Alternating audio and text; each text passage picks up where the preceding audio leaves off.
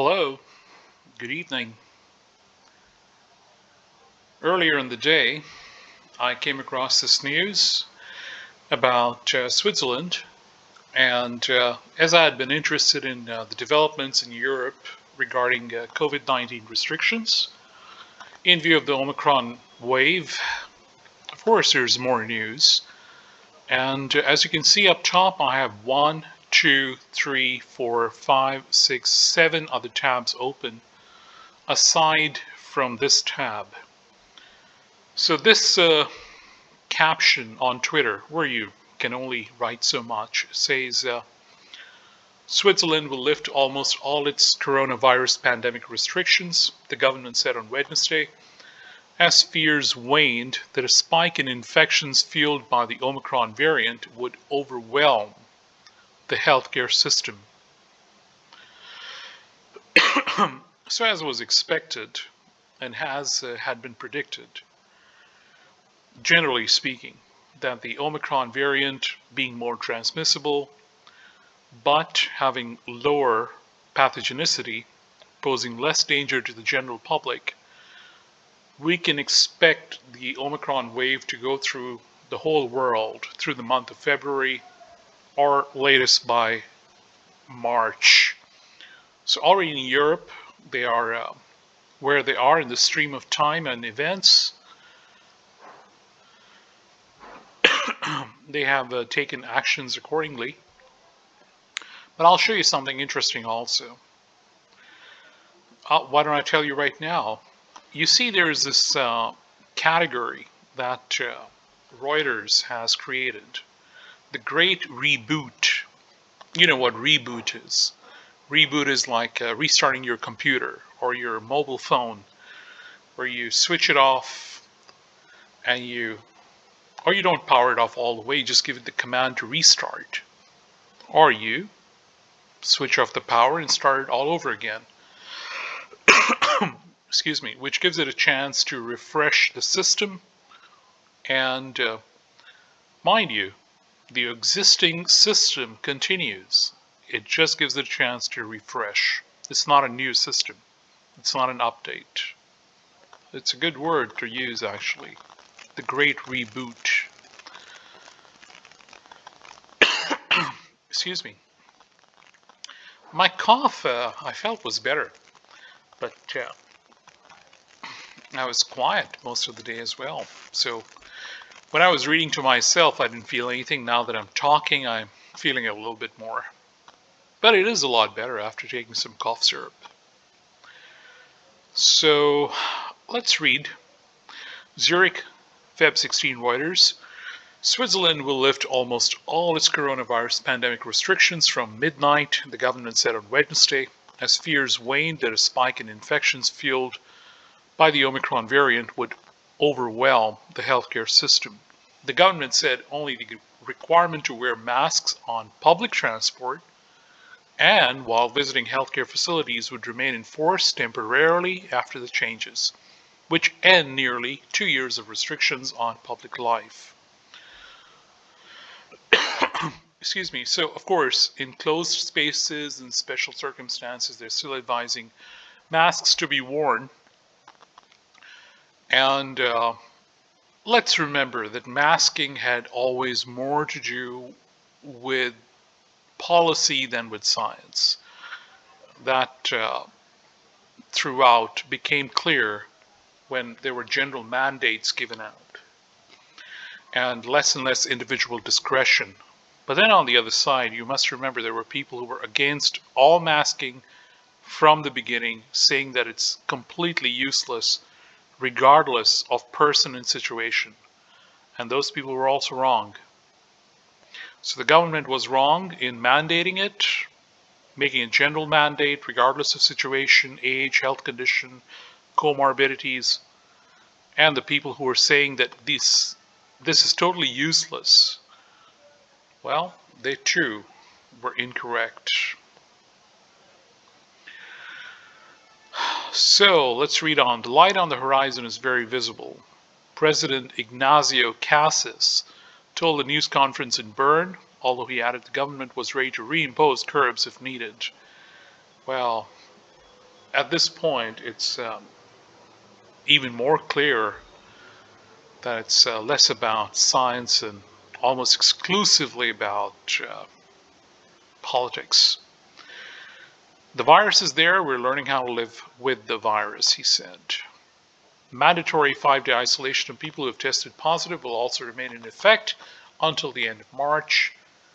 But shops, restaurants, and cultural institutions would be freely accessible, the government said, pressing ahead with measures it had flagged 2 weeks. There's a read more link, and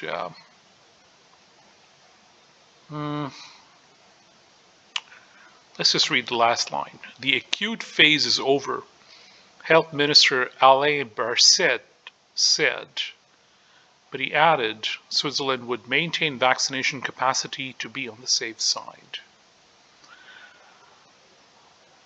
So this is just a 2-minute read, but if somebody was to go to a government website and read through the details behind the mandates or behind the reasons, I can assure you the government goes through a lot of details and publishes a lot of details, which a 2-minute news article couldn't possibly have. I went through one document which was from Austria. Austria is also among the links I've opened, or not? Not today, not today. So I went through that PDF. It was a long PDF, probably 26 pages or more. I can't recall. But it went through all the ethical considerations that a government is or has gone through. Not only is supposed to, but the ethical considerations the government has gone through before coming to the point of declaring mandates. Remember, mandates come at the end. They don't start with mandates. And depending on culture and society, when mandates came into the picture differs from country to country, society to society, even state to state in large countries. So, of course, it was about controlling people, because you can't really control the virus. It's inevitable that the virus, once it has come out into the environment and so many people are infected, it just becomes impossible to control the virus. And then for it to jump from humans to other species, then how can you stop the spread? It was, in hindsight, of course, the danger from COVID-19. Remember, I'm not talking about symptoms. I'm talking about the syndrome. The danger to certain people, which to this day is not entirely clear. There are at-risk groups, but then you find different people from different groups being affected. Certain ones were, generally speaking, more at risk. But from doctors who treat patients, they came across cases in strange ways, reinfections, children's immune systems affecting them. And of course, it would be wrong to focus just on those stories because you have a few children affected adversely, gravely, and you have other children who are not at all affected in the same way. So it was really a time where governments went the extra step where they could have said, let's leave it to the judiciousness and discretion of people. But then there were people acting in groups who did not show good sense and individual discretion or honesty or truthfulness. So that is most desirable, that you have individuals with the ability to understand and make decisions and let the other person also be responsible for their own decisions. That is something which suffered greatly during this situation, because healthcare should be individual. Even in a family, you can't have One rule for every family member: father, mother, son, daughter. You can't have the same for everyone. Some things, yeah, they all eat well, they all eat clean food, balanced diet with a lot of variety, having a substantial amount of vitamins and minerals and carbohydrates, proteins, and all that. Generally, taking care of health, yes, but when specific cases come out, then of course you have to tailor the approach according to the individual. And then think about, we're just talking about four members in a family. If you broaden that out to a neighborhood, you broaden that out even more to a state, to a country, it gets more and more and more complicated. And that's when mandates, generally speaking for everyone, seems to make less and less sense. So a lot of mistakes have been made, but one mistake is to expect perfection, that there could be a perfect way right from the start that everything could have been done.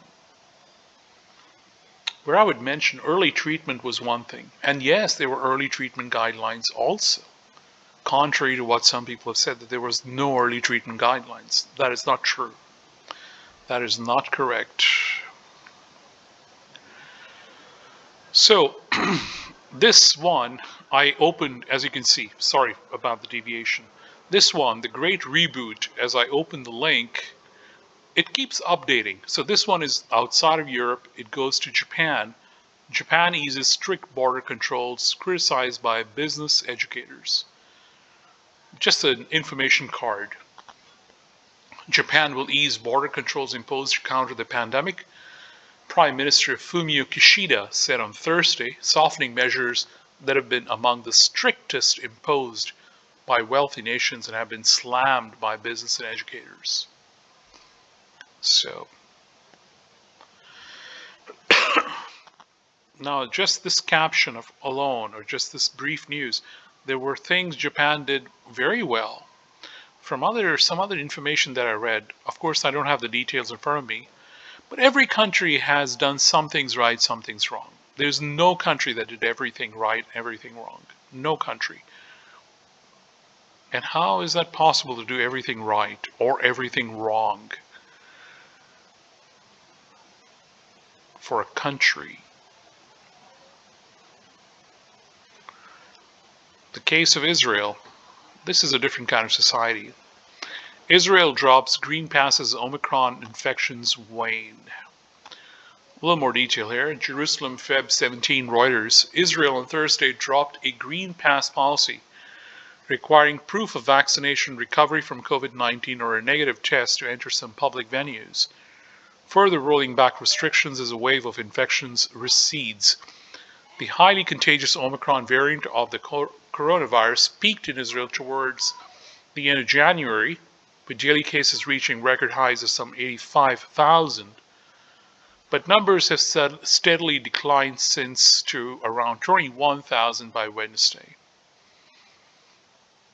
The wave is broken, Prime Minister Naftali Bennett said at the start of discussion.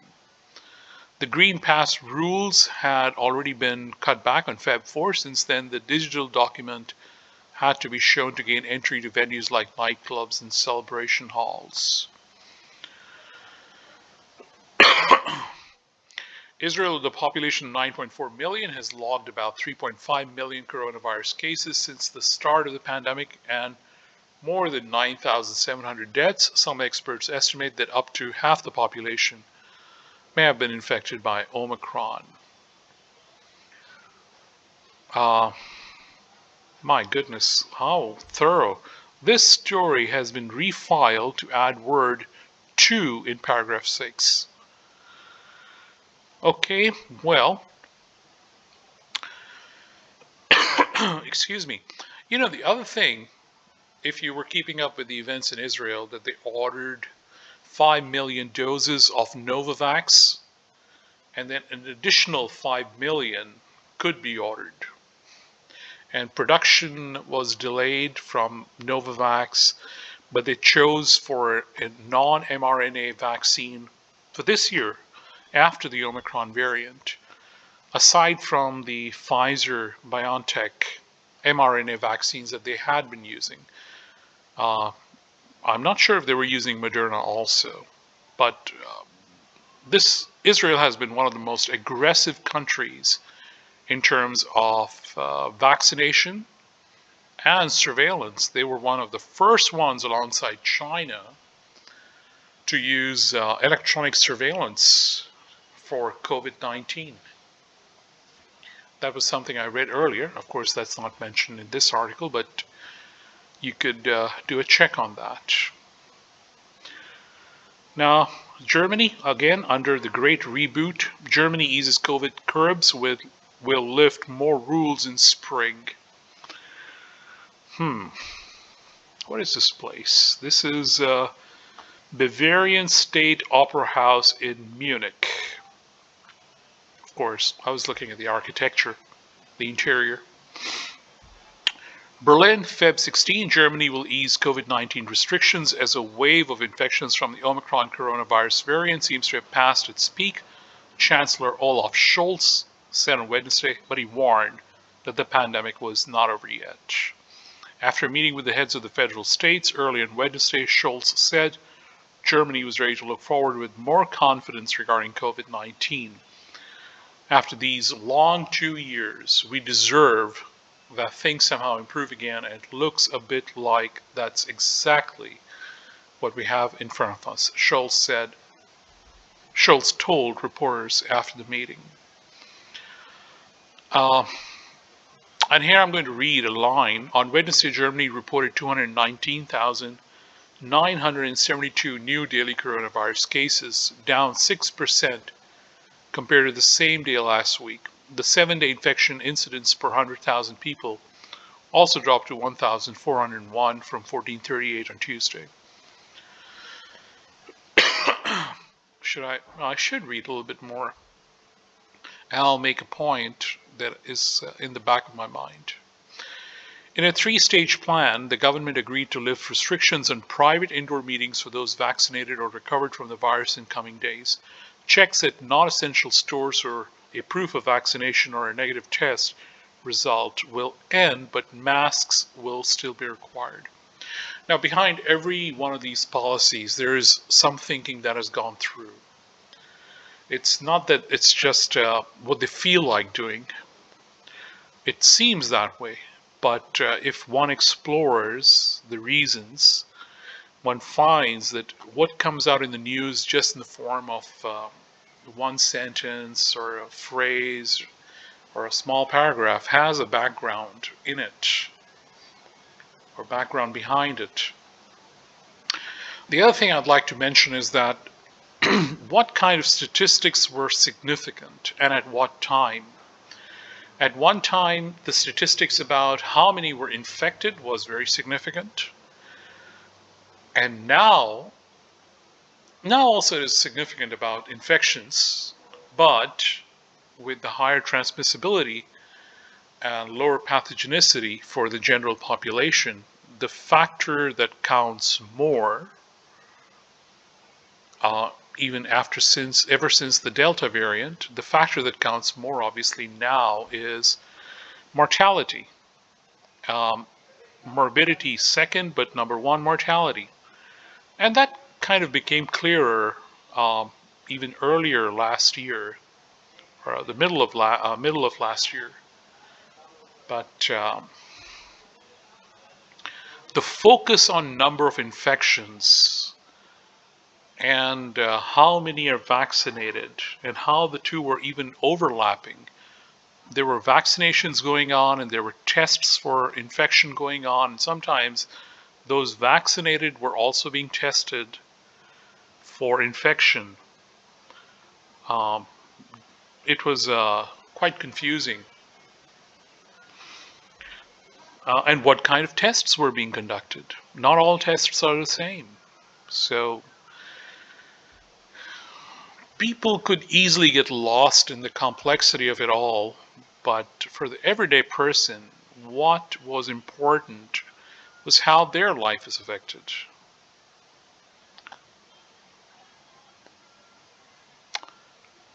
Let's read here. Scholz said optimism about the COVID-19 situation did not mean that the pandemic was over, as new variants and a worsening situation could still be expected in autumn and winter, adding that a general vaccine mandate was still necessary. So people who say that governments have been keen on mandates and keen on control, that does appear to be the tendency. Some countries more than others. But every country, depending on the kind of population they have, the demographics, and when I say demographics, I'm not just talking about health and age and gender. Demographics includes a lot more than that. But what is the end game? What is it they want to achieve? Because the pandemic is doing what the pandemic does. The virus is transmitting, infections happen, people recover, others don't recover so well. But in all that, what the government has been doing will always be put to question, and should be. And what some people were doing, not all, well, different people reacted differently, depending on their anticipations for the future. I'll make a point after reading the last paragraph, or the second last actually. Germany has been slower in easing restrictions than some other European countries, such as Denmark, Switzerland, and Austria, which announced on Wednesday that it was lifting most COVID-19 restrictions by March 5. It says read more. And then Switzerland will lift most pandemic restrictions from midnight on Wednesday, the government said. The point I wanted to make was, I was reading earlier in the day, and I don't have those links open, that how many businesses and companies back in 2020 had already prepared themselves for the kinds of changes they were anticipating, and they were not wrong in their anticipations.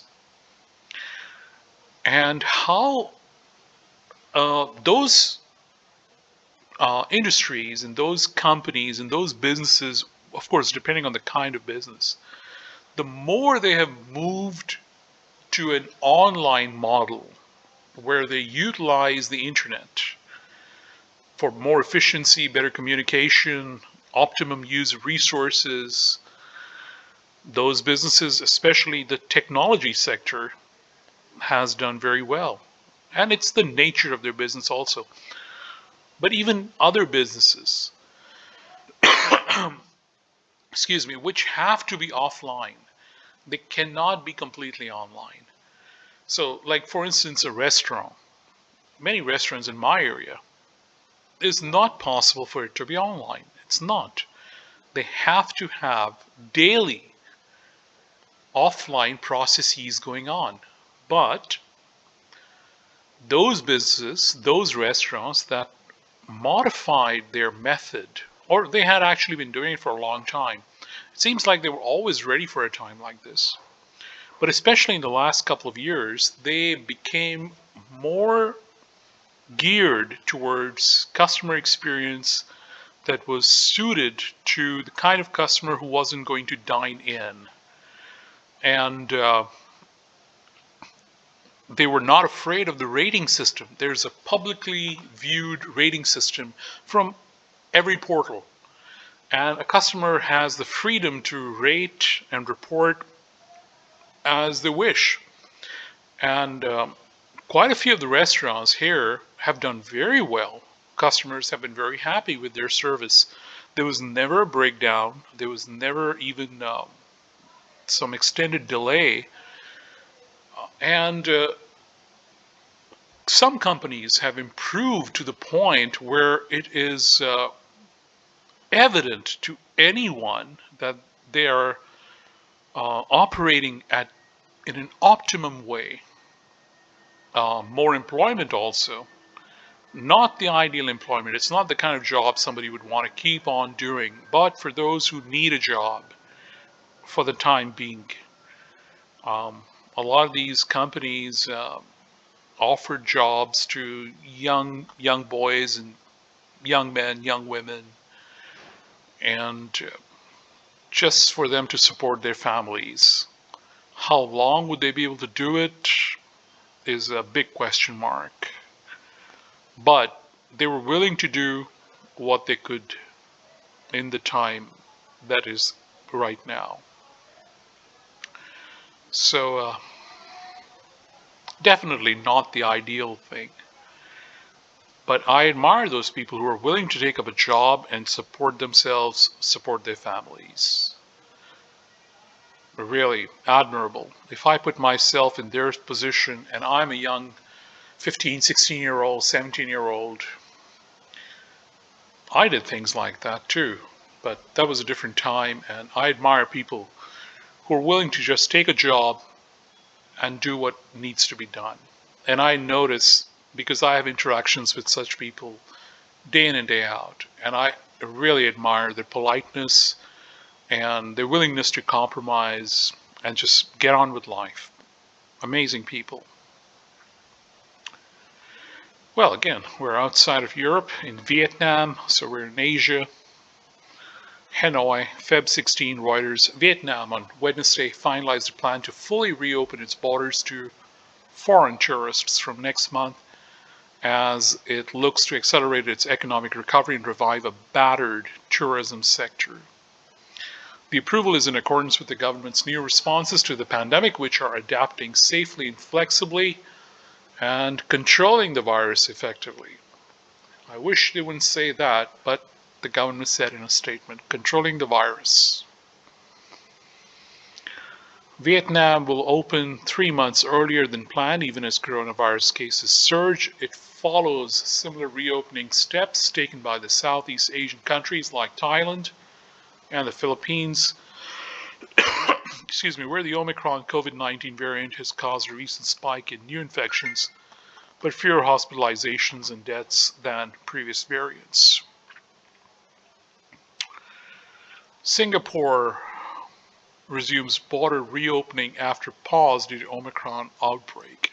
So every country is taking into consideration the Omicron variant, regardless of where they are. Some before than others. Let's put it this way.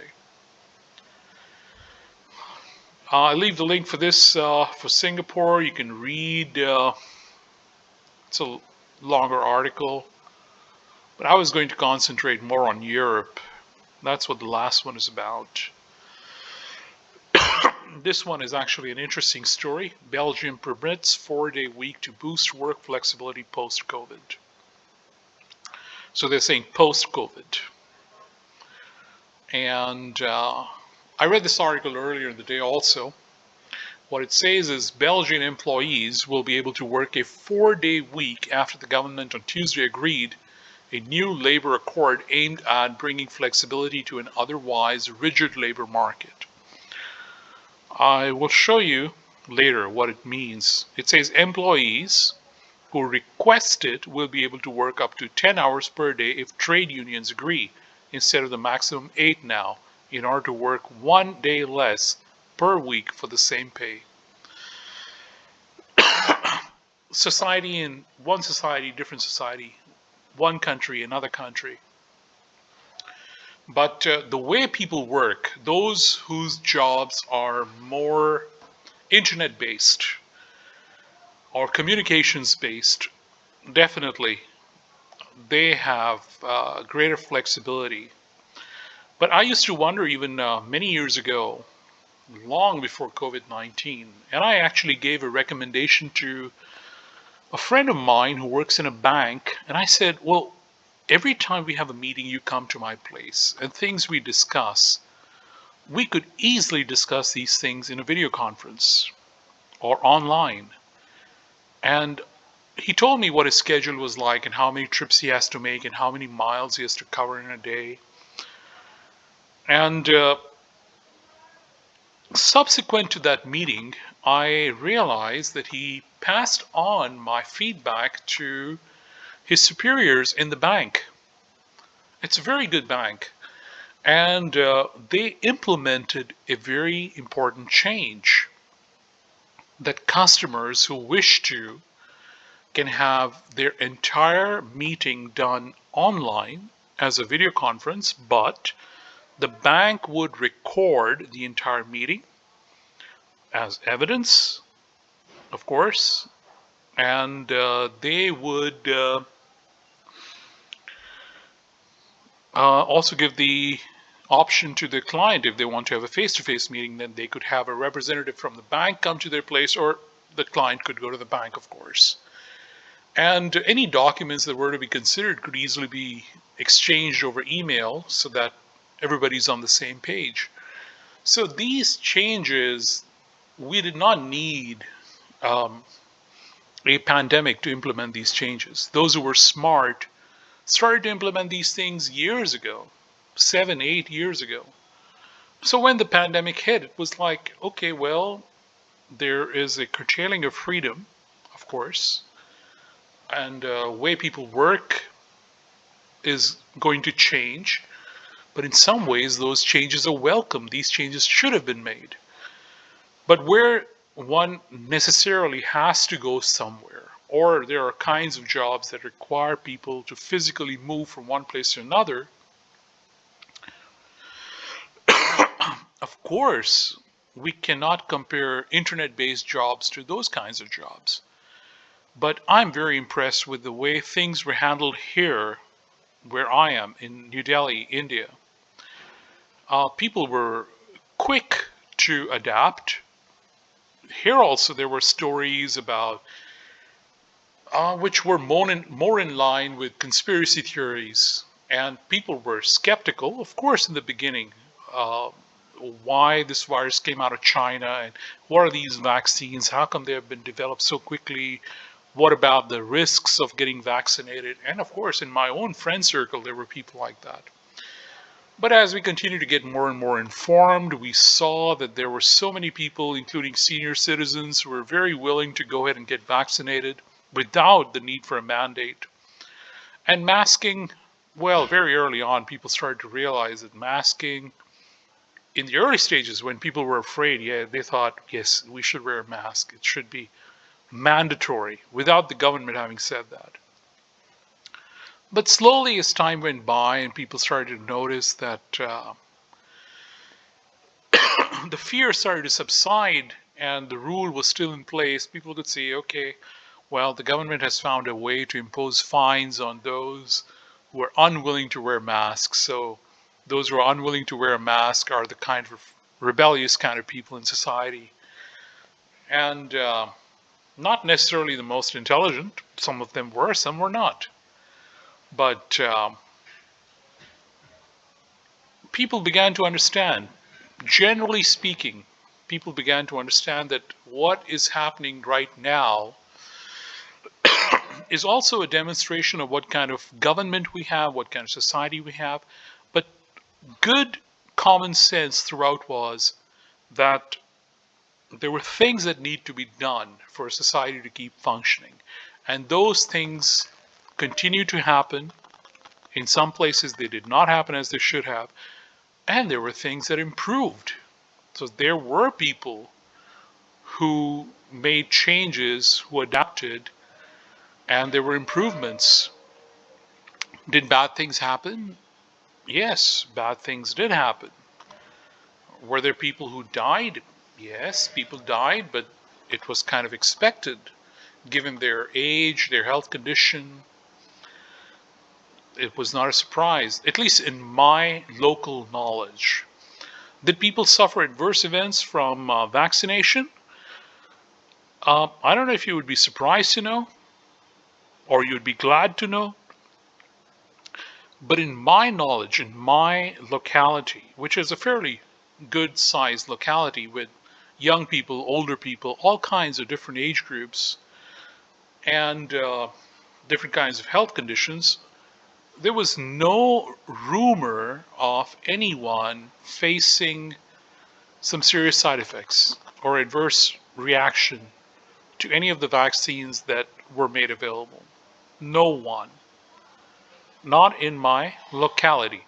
Further away and different age groups, different localities, different experiences, different venues, I cannot speak for them. And that's why we have statistics, we have all these other things.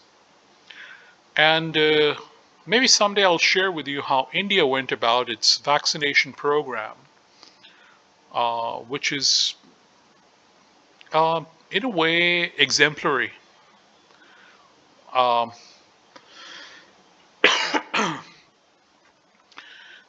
I'll share that at another time. But for now, or we might even think, I might even think that now that we are at the point of the Omicron variant, who needs to go back in time and think about vaccinations all over again? Because now it's inevitable. Infections is almost inevitable.